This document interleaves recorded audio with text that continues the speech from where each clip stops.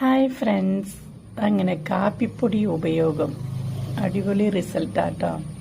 മുഖത്തെ കറുത്ത പാടും കയ്യിലും കാലിലും എല്ലാം നേരം വയ്ക്കാനും നല്ലതാട്ടോ. കാപ്പിപ്പൊടിയും തേനും പിന്നെ ഇച്ചിരി നാരങ്ങയും പിന്നെ തൈരും ഇതെല്ലാം കൂടി മിക്സ് ചെയ്തിട്ട് നമ്മൾ എവിടെയൊക്കെ കറുത്ത പാടുണ്ടോ അവിടെയൊക്കെ തേച്ച് പിടിപ്പിക്കാം. അത് കഴിഞ്ഞ് ഒരു അരമണിക്കൂർ കഴിഞ്ഞ് കഴുകി കളയാട്ടോ. പക്ഷെ ഞാൻ കുളിക്കാൻ നേരത്താണ് തേച്ച് വെച്ചത്.